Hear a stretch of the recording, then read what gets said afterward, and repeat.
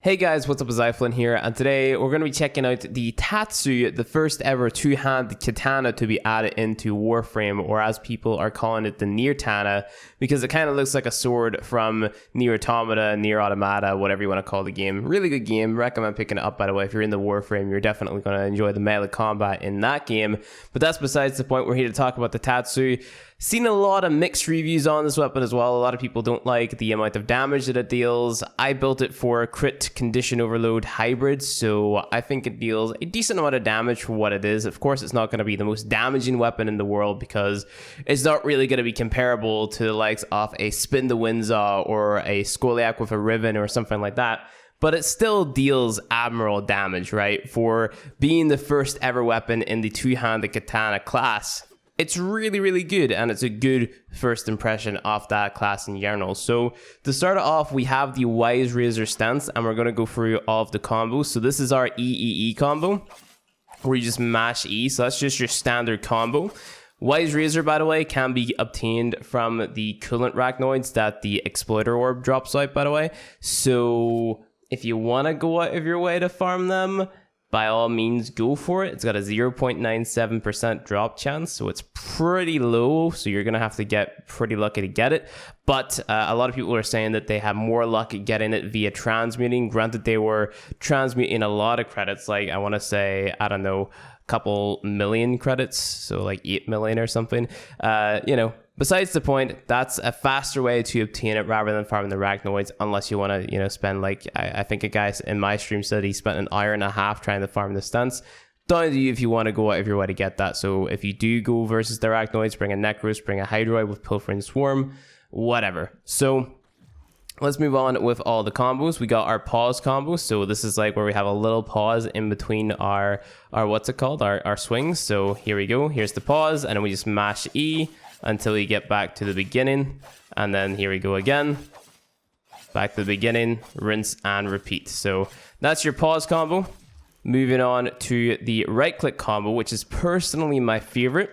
So you just hold down right click and we go swinging, we slam it into the ground, and then we go up the way again. So really, really cool stance in my opinion, and pair that with the fact that you've got a decent amount of multi-hits there with the pause combo, right? So you have the little cool vertical swing going round and round, I guess you could say, where you jump up in the air and just swing around. That's pretty awesome. And then, of course, just the cool top it off, let's throw the sword in the air. It's got a lot of style points to it, but that's besides the point. Let's go ahead and take a look at the build. Like I said, it is a crit condition overload hybrid build. So we got prime pressure point on here for our melee damage, Blood Rush for our critical chance, scaling with our combo counter, Drifting Contact to increase our combo duration. We got Elemental Mods, Prime Fever Strike, and Shocking Touch for our corrosive damage, because we're going to be testing against level 110 Corrupted Heavy Gunners who are not going to be paused, because if we pause them, then we get the stealth bonus because we're using a melee weapon.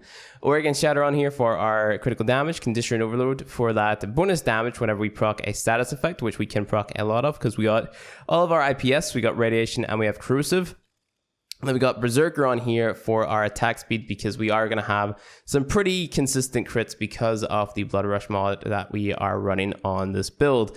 Now, I'm going to go ahead and unequip my Arcane Strike, just because we don't want to, buff up the attack speed of the weapons so you guys can see kind of the raw damage with the build that I'm going to show you. But then we are going to bring in Warcry and then bring in Arcane Strike to show you kind of optimal DPS whenever you're using the likes of a melee buffing frame like Valkyr, for example, right? So let's just go ahead and spawn in the level 110 Corrupted Heavy Gunners. I'm going to make myself invincible because we don't need to worry about dying whenever we're just, trying to test for damage. So let's just do the EEE combo first on these guys.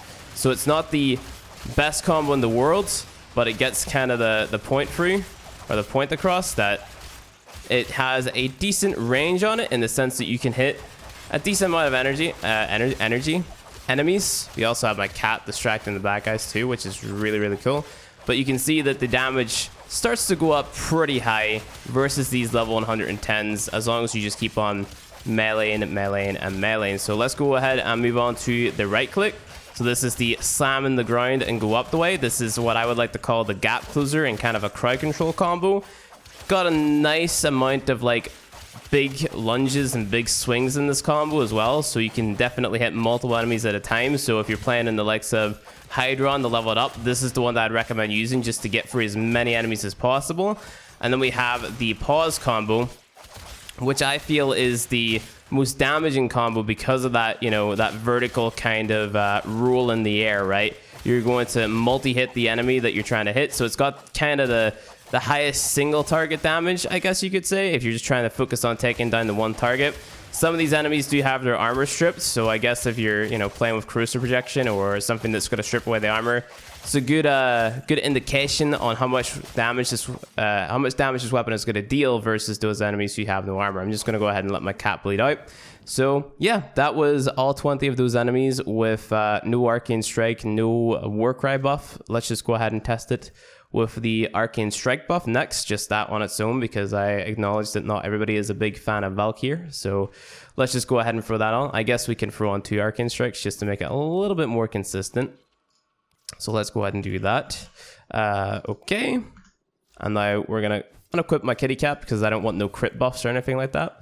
Spawn in all the bad guys, and we'll do the exact same again. And I'm just going to be using the hold combo this time for that, what's it called?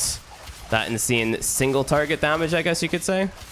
So it's all about applying those status effects to the enemies and then just wheeling on them afterwards. So you get through them pretty quickly. Of course, again, it's not the most insane melee weapon in the world. None of the melee weapons that come out really are going to compare to the likes of a Crip-App or something, right? Because the Crip-App is just in a league of its own, in the sense that you can build it for, you know, a really high crit using Crip-App plus Stung and Aquana Jai 2, or you can build it for an insane crit condition overload hybrid using Aquana 2 Jai, right? The links for your Zaws. So that's kind of in a class of its own, and you can't really compare a Zaw to these because it just is going to beat it all the time because of that innate viral damage and the fact that you can stack corrosive. It's just going to scale a lot better in terms of damage. So there's that. But like I said, for this being the first of its kind, it's got the style points. It's definitely dealing pretty decent single target damage, and it's good at, you know, clearing waves of enemies as well. That was the hold combo. So yeah, let's go ahead and do it with the Warcry buff and see how insane that is. So this is actually going to strip away the enemy's armor a little bit. Okay, maybe if I cast it over here, it won't. So hopefully, okay, they did get caught in the blast. So that's a little bit unfortunate. So they are going to have their armor reduced a little bit. So we're going to deal more damage because of that. But it is with the Warcry buff, I guess. And you are going to be using things that are going to strip away the enemy armor whenever you're just casually playing. But you can see that we deal decent amounts of damage versus these guys. Let's just go ahead and use the blocking combo to close the distance, and then use the single target whenever we get up close and personal to dish out as much damage as possible. And that's kind of how I'd recommend using the Tatsu, right? Kind of take your time. It's definitely the best feeling weapon, I would say, with the new melee changes. Of course, you can maybe pick up a Heavy Blade Docrim and do that with Tempo Royale. That is very, very good. The other cool thing about this as well is whenever you do a certain, that right there, that charge attack, and you get a kill, it's going to shoot out that little orb of damage. It's nothing to write the home about. It's just a gimmick that the weapon has. Nothing too insane.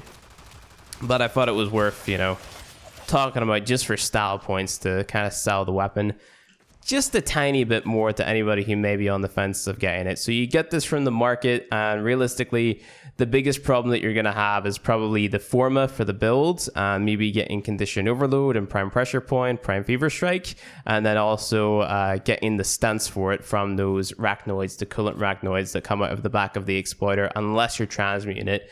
If you are transmuting it, you may get extremely unlucky. So it's all down to your luck, honestly, and it's down to how much credits you have and how much mods you have spare to just kind of throw away, that type of thing. But I think it's a decent weapon, especially if you're into the whole two-handed katana thing. I would definitely recommend picking it up. It's got a riven disposition of 3, so you can get some pretty nice rivens for it. I'd recommend going for melee damage, attack speed, critical damage, maybe an element and stuff like that. That's what I would be going for. Maybe a little bit more status chance on the riven as well, and like a harmless negative like minus finisher damage or minus damage to infested. Something along those lines would be admirable. Admirable? Decent enough for the Tatsu. I don't know why I keep on saying admirable. I guess it's just the theme of the weapon, but yeah. I recommend it. If you see it in the market, you think the aesthetic's cool, and you just want a new melee weapon to play around with, a new class of melee weapons, pick it up, try it out. It's fun. I enjoy using it whenever I was leveling, and I was pretending to be a cool ass samurai whenever I was leveling Hildren because I wasn't really that interested in the frame. So yeah, there was that. That's I kept on making like weird fucking Japanese noises on stream. So I guess there's that. But anyway, guys, thank you guys for watching this video. If you enjoyed it, go ahead, hit that like button below. And if you want to see more Warframe content from me, hit subscribe, and I'll see you guys in the next video.